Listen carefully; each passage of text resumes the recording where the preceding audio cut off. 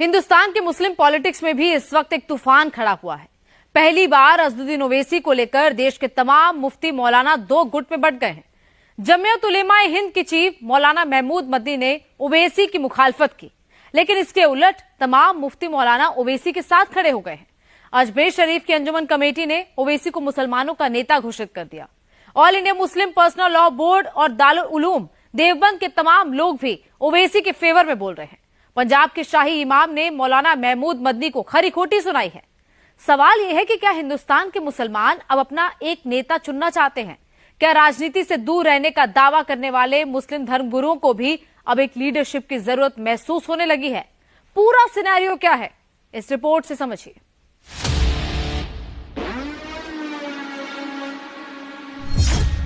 क्या हिंदुस्तान में मुसलमानों के सबसे बड़े नेता असदुद्दीन ओवैसी हैं? मियां भाइयों, एक लीडर अपना ही चुन लो, सलाउद्दीन ओवैसी। 24 के बजाय 10 ही मेंबर आए, काम के तो हों। क्या देश के बड़े मौलाना ओवैसी के पीछे खड़े हो गए हैं? अब ऐसे ही रख रहे हैं बात, और भी रख रहे हैं, लेकिन सब में स्ट्रांग आवाज ओवैसी की है। क्या ओवैसी का विरोध मुसलमानों को मंजूर नहीं है? आजादी के बाद पहली बार देश में एक मुस्लिम लीडरशिप की तलाश हो रही है। नाम कई हैं, चेहरे कई हैं, लेकिन मुसलमानों के फर्स्ट चॉइस ओवैसी है। ओवैसी खुलकर प्रधानमंत्री नरेंद्र मोदी के खिलाफ बोलते हैं। ये बात तमाम मुसलमानों को पसंद भी आती है।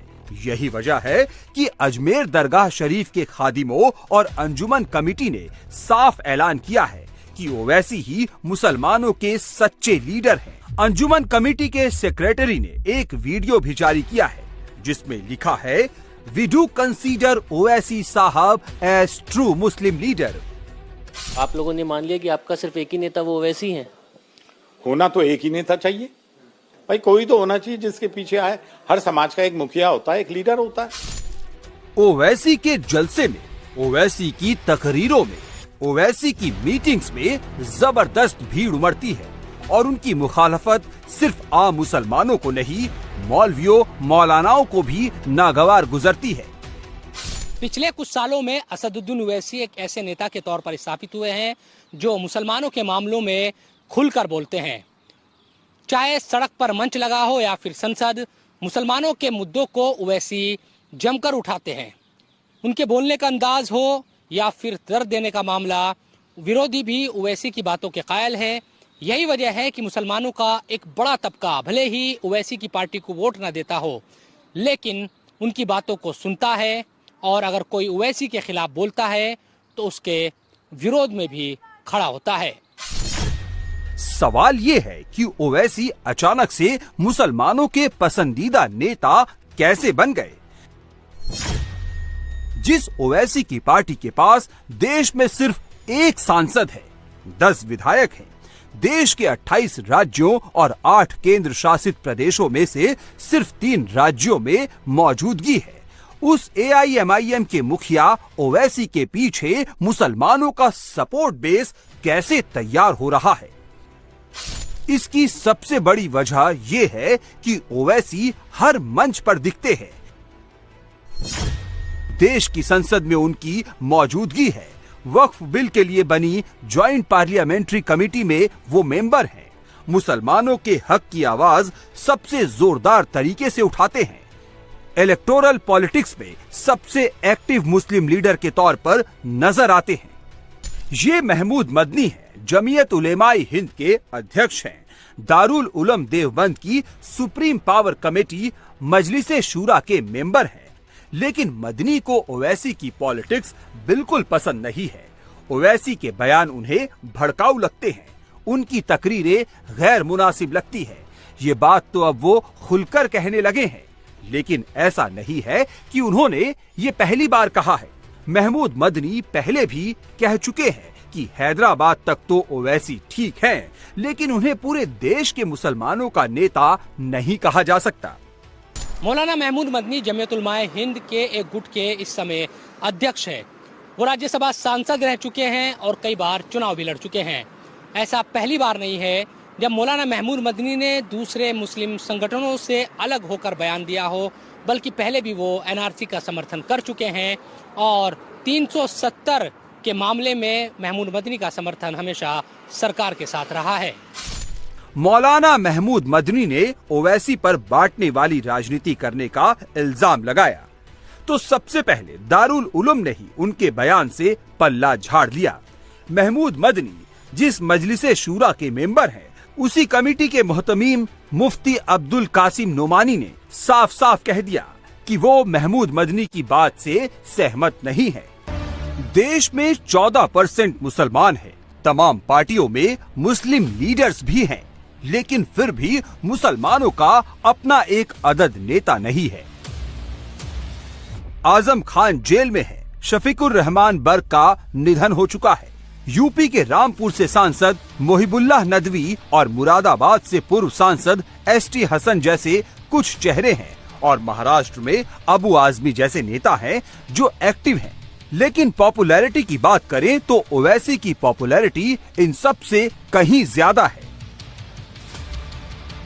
कांग्रेस में भी कहने के लिए तमाम मुस्लिम नेता है, लंबी चौड़ी लिस्ट है। सलमान खुर्शीद और तारिक अनवर से लेकर इमरान मसूद और इमरान प्रतापगढ़ी जैसे तमाम मुस्लिम नेता कांग्रेस में मिल जाएंगे, लेकिन इन नेताओं की प्रॉब्लम ये है कि वो पार्टी लाइन के दायरे में बोलेंगे। ओवैसी जिस तरह मुसलमानों की बात करते हैं, वैसा बोलना उनके लिए मुश्किल है। तृणमूल कांग्रेस, एनसीपी और दूसरी पार्टियों में भी मुस्लिम लीडर्स की तलाश करिए तो ऐसे चेहरे तलाशना मुश्किल होगा जो मुसलमानों के बीच में ओवैसी जैसा पॉपुलर हो। ये चर्चा हिंदुस्तानी मुसलमानों में लंबे अरसे से रही है कि क्या हिंदुस्तानी मुसलमानों के लिए अलग से कोई मुस्लिम क़यादत खड़ी होनी चाहिए। हालांकि महमूद मदनी या फिर कई और भी ऐसे लोग हैं जो मुस्लिम लीडरशिप के खारिज करते हैं और वे कहते हैं कि हिंदुस्तान में जो राजनीतिक दल पहले से ही राजनीति कर रहे हैं, उन्हीं के बैनर तले हिंदुस्तान के मुसलमानों को भी चलना चाहिए। हालांकि असदुद्दीन ओवैसी की पार्टी AIMIM इस फॉर्मूले को रिजेक्ट करती रही है और खुलकर ये बात कहती रही है कि हिंदुस्तान में मुसलमानों की मुत्तहिद होने वाली एक आवाज़ होनी चाहिए जो सरकार पर दबाव बना सके। यही वजह है कि कुछ लोग इस राजनीति को पसंद भी करते हैं और जब ये बात आती है कि मुस्लिम लीडरशिप को खारिज किया जाए तो फिर इसके विरोध में भी कई लोग खड़े हो जाते हैं। ओवैसी चर्चा में रहते हैं तो उसकी सबसे बड़ी वजह है मुसलमानों का मुद्दा जितना जोर शोर से वो उठाते हैं, कोई दूसरा नहीं उठाता। CAA, NRC, mob lynching, love जिहाद से लेकर वक्फ अमेंडमेंट एक्ट जैसे मुद्दों पर ओवैसी ने जितनी तकरीरें की, किसी और नेता ने नहीं की।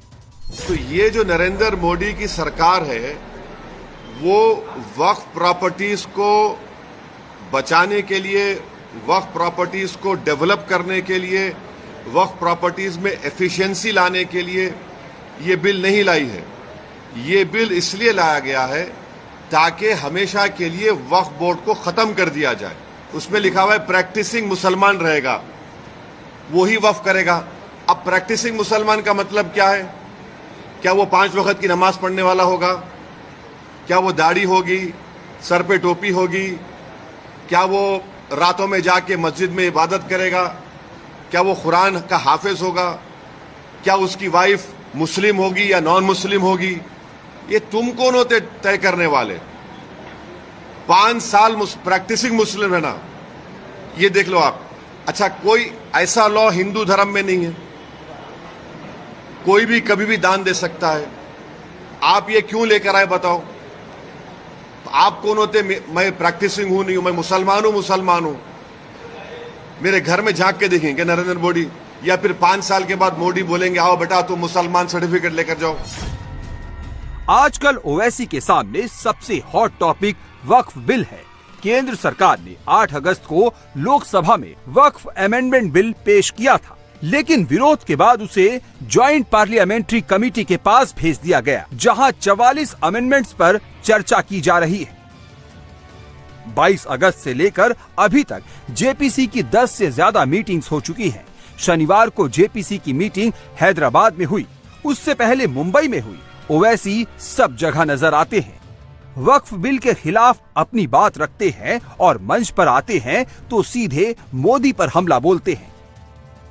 बैरिस्टर ओवैसी की कोई भी तकरीर सुनिए, कोई भी प्रेस कॉन्फ्रेंस सुनिए, आपको कुछ ही मिनटों में समझ में आ जाएगा कि प्रधानमंत्री नरेंद्र मोदी ओवैसी के फेवरेट टॉपिक हैं। ओवैसी जब भी बोलते हैं कुछ ही मिनटों के अंदर मोदी पर जरूर आते हैं।